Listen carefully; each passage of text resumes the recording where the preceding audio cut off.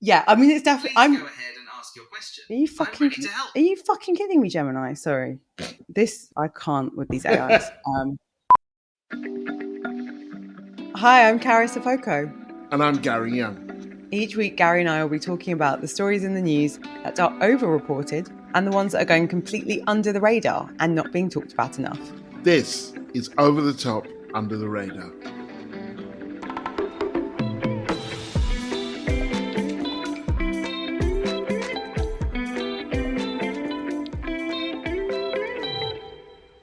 Gary, you're back from your hiatus. I'm back. I was on holiday with my daughter and her friend's mum. And I don't know for any listeners, viewers who have this experience, when you go on holiday with a 12-year-old girl and their friend, you really need a whole HR department with you for the amount of just social harassment that you get for absolutely everything. Why are we eating this? Why are we going there? Can't we do this? The whole 9 yards. And I actually think if you're on holiday with your kids, you're really not exactly on holiday as we understand it. You are just taking the madness on the road. It was a nice road. I had some fun. So it was nice. How you been? I'm good, yeah. I had Nadine on last week. She was a great guest host. I've got a bone to pick with you because we speak every week, we're friends, we've got this community of listeners. You've got a secret book out. Sort of. Secret book. Are you, I'm asking the questions here. Are you or are you not about to publish a book? Yes. Basically, and yes. Have you mentioned it to me in the weeks we've been doing a podcast? Years, in nearly a year, we've been doing a podcast. I saw it on your Instagram, Gary. I can't believe it. Tell us about the book, the secret book you've been writing. If it's any consolation, my partner said the same thing. Oh my God. Where did that come from? What's that? I feel like that is peak Gary. Okay. I do feel better because I feel like I'm your work partner or one of your work partners. But you also didn't tell Sarah, our producer. So yeah. No. So here it is, and you can see it. Looks nice. I said yes, it's a book. It's small. It's a lecture actually for the Faber series that has been turned into a book. It's called Pigeonholed: Creative Freedom as an Act of Resistance, and it's a lecture about the challenges of being a Black writer in my case, but any kind of underrepresented group when you are basically in the media, but it could actually be anywhere. And the burden of representation, as James Baldwin put it. And I remember you showing me a Shonda Rhimes book, which talks about first, only, and different, the FODs. Yes, I would recommend it. I'm a big Shonda fan. For those who do not know her, she's the woman behind Scandal, Grey's Anatomy, Bridgerton. And yeah, in her book, Year of Yes, she has this idea of being first, only, different, like the only one in the room. Yeah. So my lecture is about the challenges of that, both the pressure from below, from underrepresented people saying, why aren't you writing about this? Why aren't you doing that? You should be doing that. And then the pressure from above, from people kind of saying, well, you can only write about being Black, or you should never write about being Black. And no one ever really saying, write about what you love and you're interested in, or not nobody, but too few people. I don't know why Gary doesn't want us to know about this book, but he has a book coming out soon. How can people read this book, Gary, or indeed obtain it? It's coming out in early May, and on May the 8th, I'm delivering a lecture at Conway Hall in London. I'm also doing one in Manchester in October on, I think, the 16th or the 17th of October. More details of that yet to come. So if you look up Gary Younge and Conway Hall or Gary Younge and Faber lecture, it'd be lovely to see you if you can make it. And I promise, no more secret books, I promise. I mean, you don't really need to let me know about the books, but make sure your partner's in the loop. I feel like that's more important.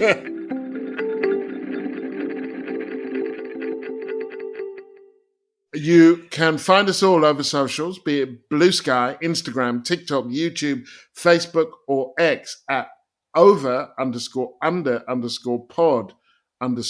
Unite the Union on TikTok said, thanks for standing with the strikers, and did the the Black Power fist, workers' rights fist, the fist emoji. So thanks, Unite.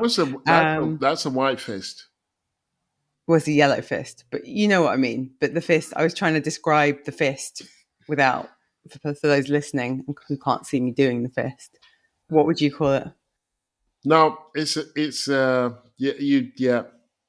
The fist. They did the fist emoji It is a in a fist. good way. Thanks, Unite. Big shout out to the people who joined us on Patreon recently. Bridget and Ajani. I'm wondering whether I know that, Bridget, but I'm not going to say any more than that. We have 484 Patreon supporters, of whom 445 are fully fledged paying supporters.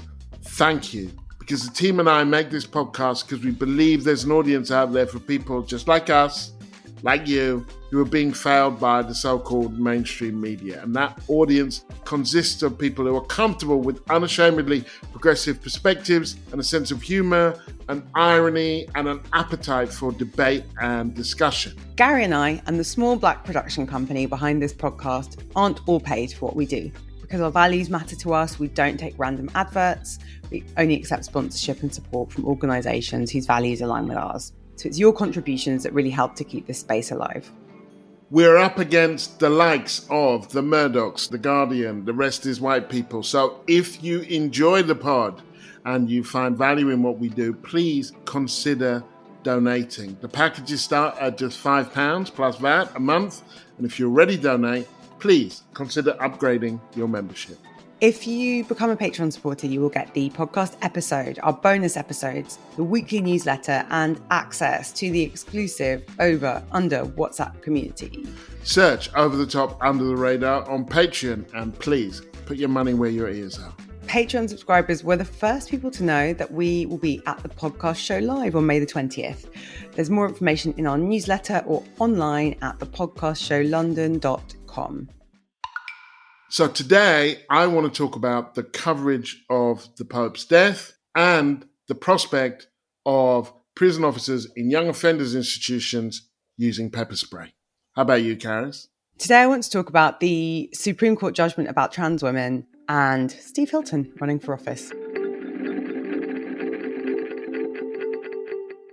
So my over the top for the week is the media coverage around trans women and specifically the UK's Supreme Court judgment that came out, I think, just literally after we'd recorded the podcast last week. So for those of you who haven't been following this story, or for those of you that have just been catching the headlines, there has been a case rattling through various UK courts brought by a group called For Women Scotland, which was centred on whether the Scottish government could count trans women towards quotas of women on boards.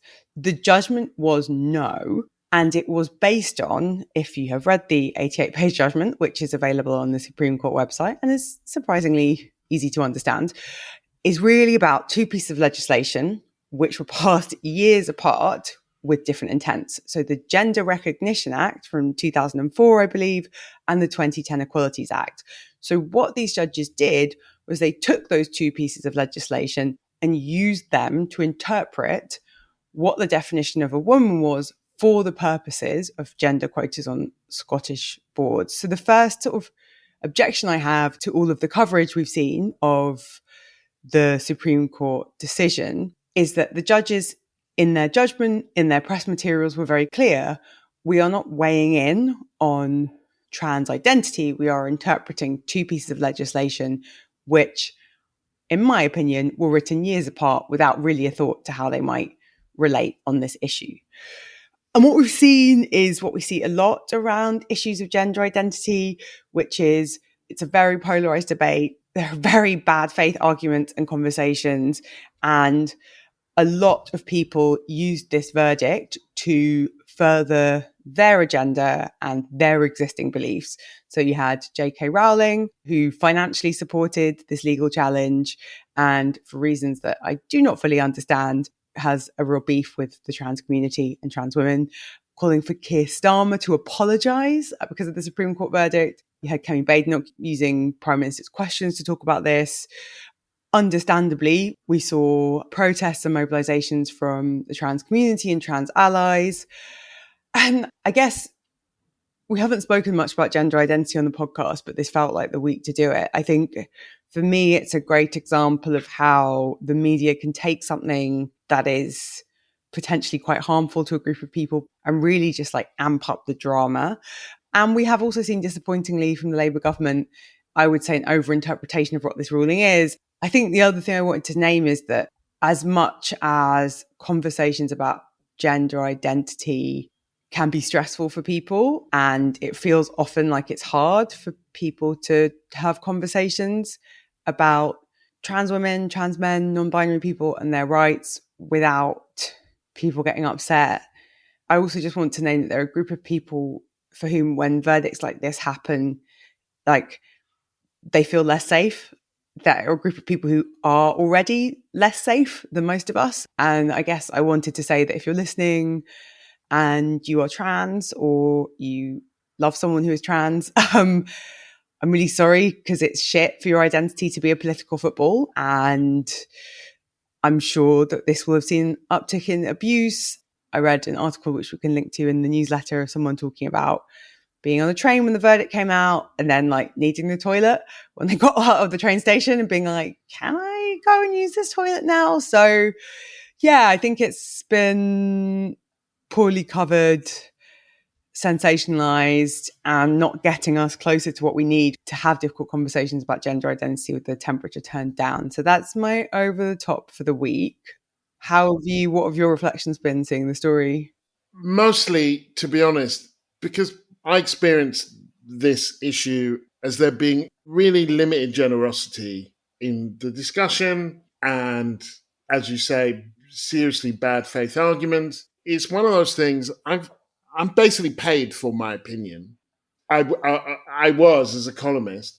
I always felt, well, there are some things that I'm actually still working out, still thinking about, that are kind of complicated, that are nuanced. And that's what depresses me about this whole discussion, if you can call it that, is the lack of nuance and the lack of space for people to ask honest questions and get answers, or just to have the conversation. I think there are some baselines here, like minority rights, equality, sexual freedom, and the fact that nobody should have to defend their existence. That is not up for debate.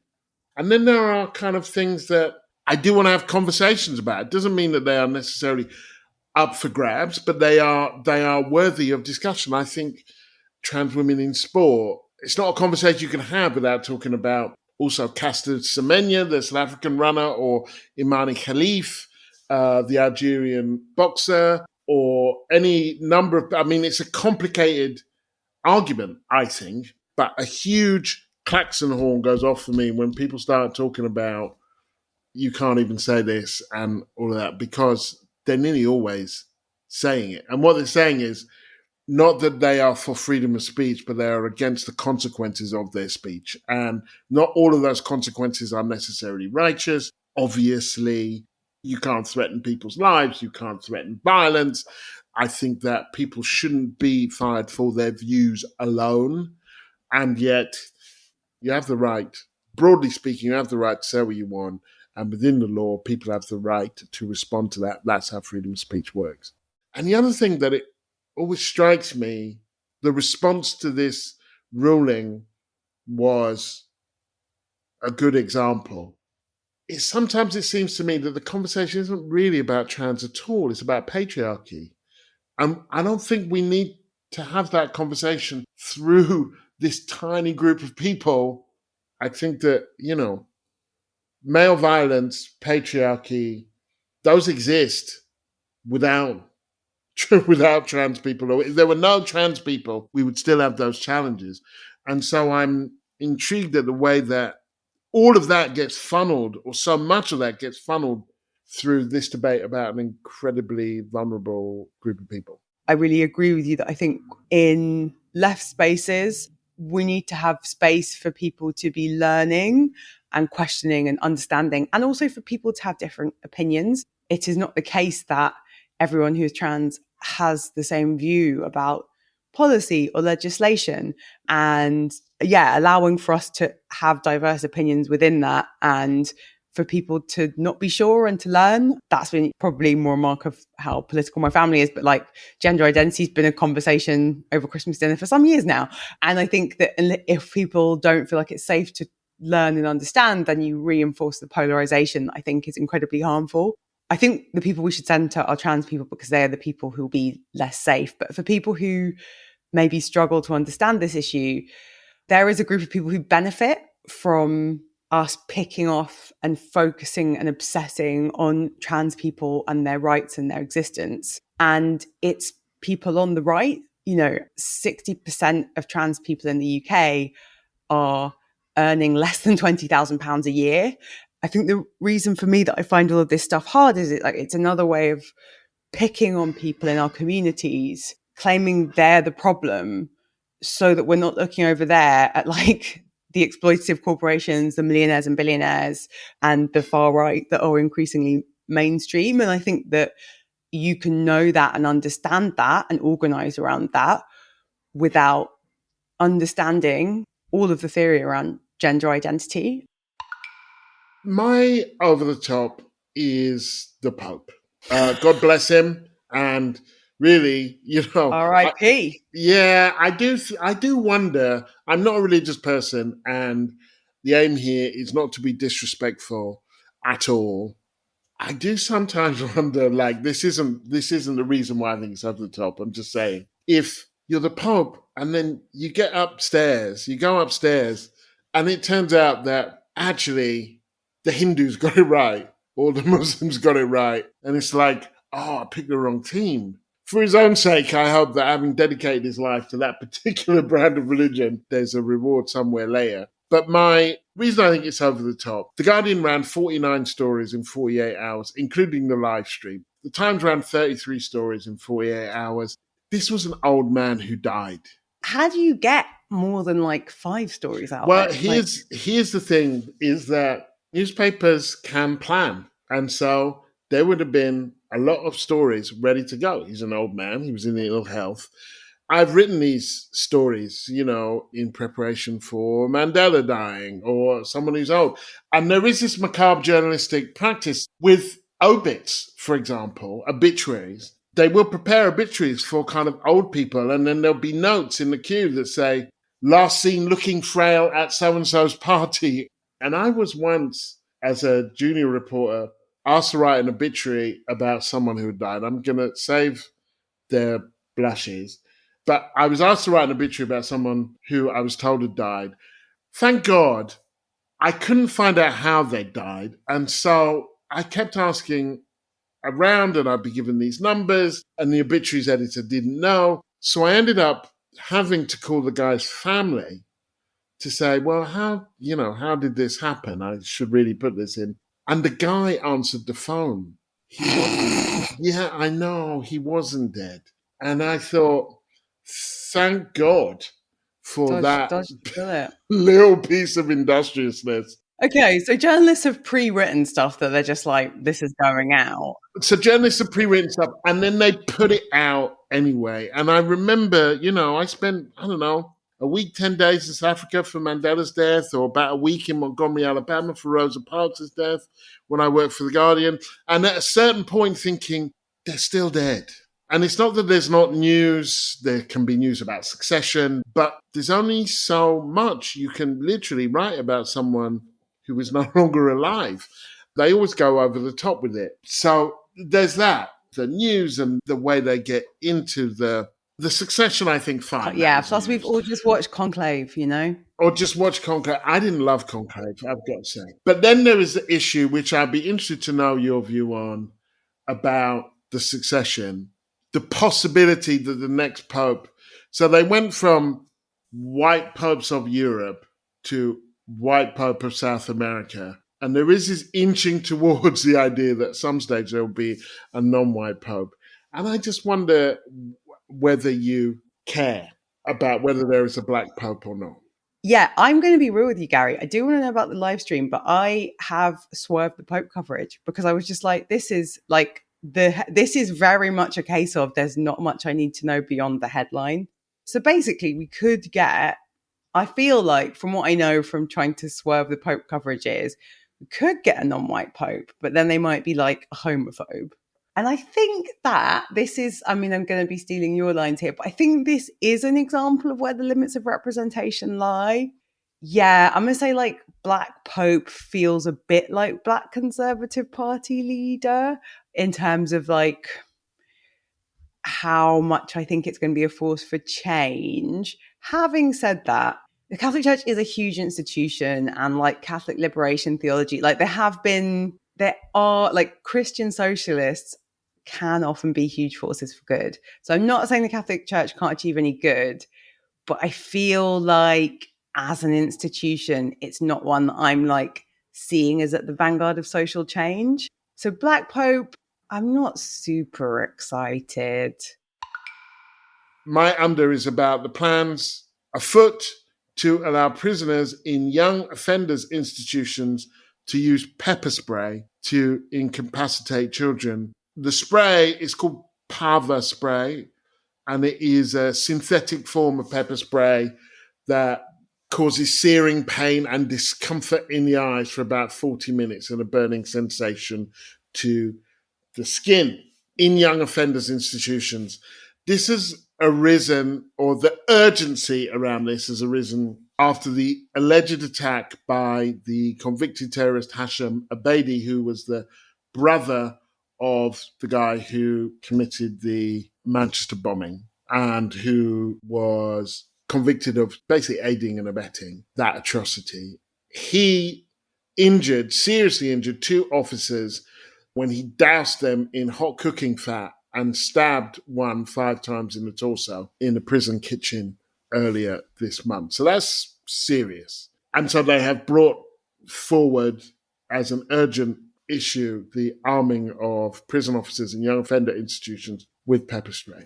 The first thing I want to say, just to not even get it out of the way, it's important. There are issues of workers' rights here. So long as there are prisons for young people, the people who work in them need to be safe. That's true if we're talking about teachers or whatever we think of prisons and prison officers. They have the right, or the institutions in which they work, not them individually, they have the right to be safe, as all people do at work.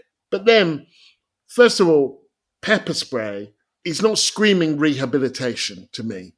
And these are kids that it's going to be used against. We have to ask ourselves what these institutions are for and what are they doing that means that now you have to have pepper spray. And I saw a comment piece in The Guardian where a former prison officer was saying, look, this isn't ideal, but like people have got to stay safe and it contravenes the kind of spirit of rehabilitation and all of that. But, and it's like, well, can we work on the rehabilitation, please? Can we work on that? Because this is in part a response to the overcrowding of prisons and the underfunding of prisons, but it's brutal. And the truth is, and I'm not arguing here about slapping your children, but if you slap your kid, then social services might get involved. So that's the state getting involved in your life because you've slapped a child. But the state can pepper spray them. That doesn't make sense to me. And that is not because I think we should be able to pepper spray our children, but because the less violence we have in regard to this thing, the better. And then the last point I want to make about this is who ends up in these institutions. Black people make up about 4% of the population. I think in around 2018, which is the last date I've got for the ethnic population of young offenders system, it was about 28% were black. Now, in 2018, the pepper spray thing was rolled out in men's prisons, and there have been claims and research that it was disproportionately used against the disabled and the minority ethnic background. So there's no reason to suggest that that is not still the case. Black people disproportionately stopped, searched, convicted, given disproportionately long sentences. Who is to imagine that this won't be disproportionately used among them? Who ends up in these young offending systems? The poor and the dark.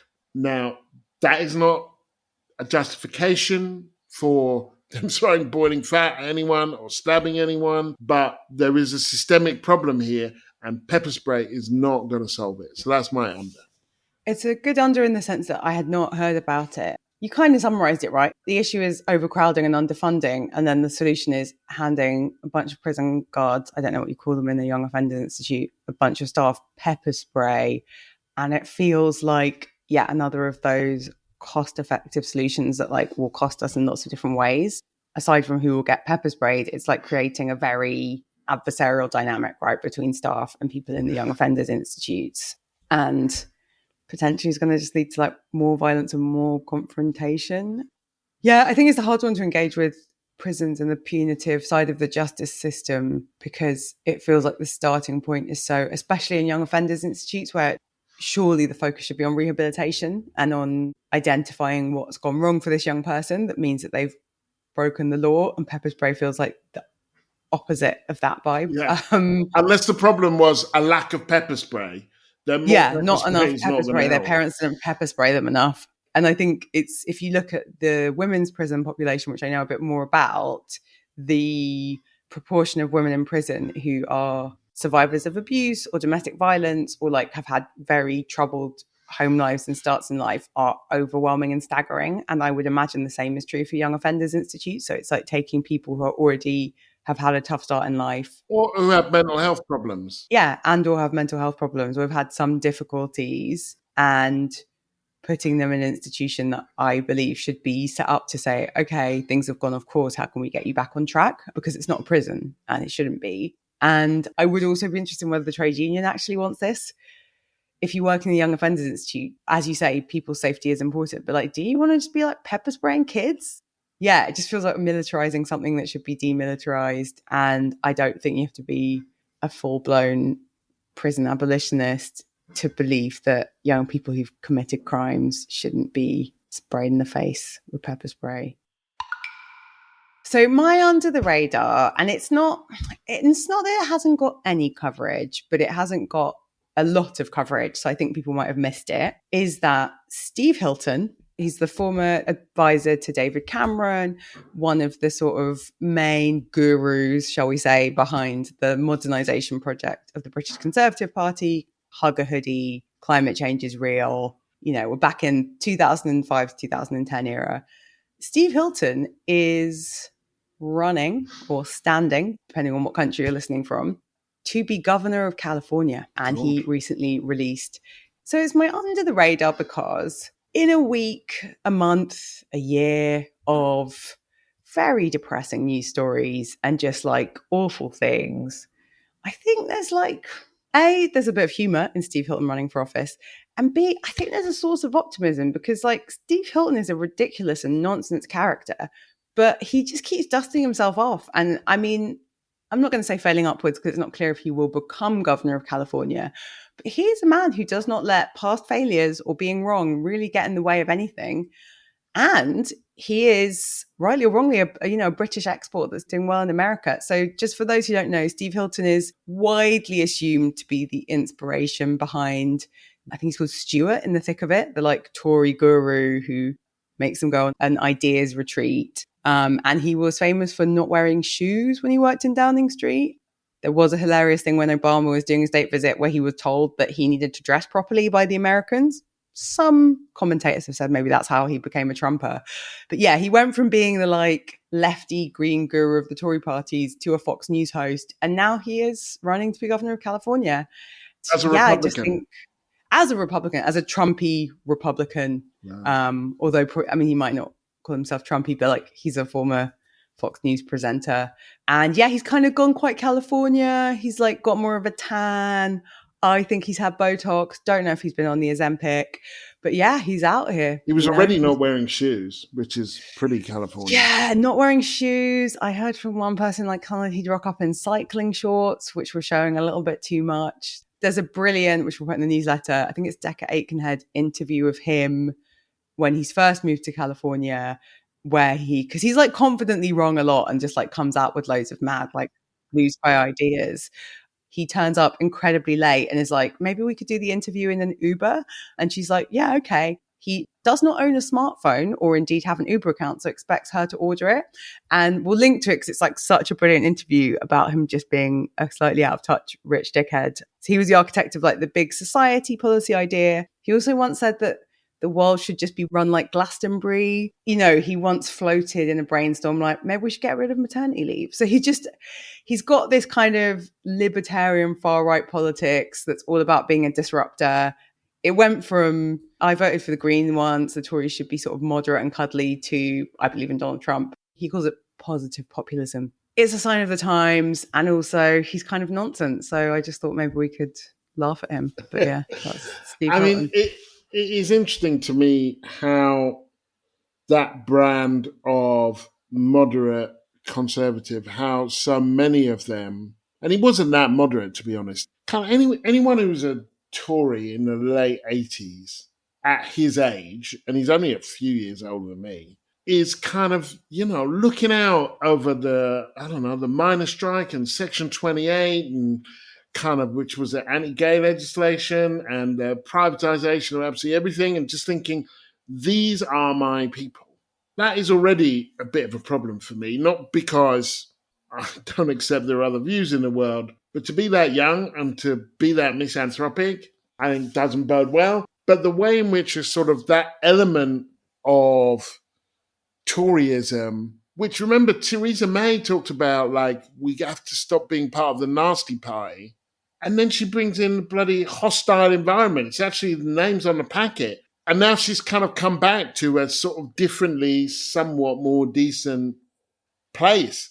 But the degradation, and we've seen it most with Trump, but we've seen it somewhat with the Tory party, where people are like, yeah, okay, I know I said that we should be decent, but I don't believe that anymore. And to be honest, that's the way I kind of do feel about Starmer and the trans stuff, which we talked about earlier, which is at one stage he believed that trans women are women, and now he doesn't. It just seems a little bit too convenient. Anyway, so looking at these people, and I just think then what you're saying is we just shouldn't really believe anything you're saying. Yeah, well, I think there's two things, right? There's the sort of, Tony Benn called them weather vanes, right? Who just blow with the wind of public opinion. And really what they believe is they should be in power. Yeah, they believe in power. Yeah, it's like, I believe I should be in charge, and I will say whatever it is you think I should say to get me there. But yeah, I do think it's interesting as well, like recasting that camera night stuff is also like a bit of a branding exercise and a bit of a nonsense. I also find it weird that he and Nick Clegg have both done this weird, like, have had this like weird California leg where they just suddenly moved to the West Coast of America and like get paid loads of money, even though like they weren't that successful in the UK and everyone thought they were a bit nonsense. Is it the accent, Gary? You've lived in America. You do. Would I be living a better life were I in America? You do get an upgrade for an English accent. That is true.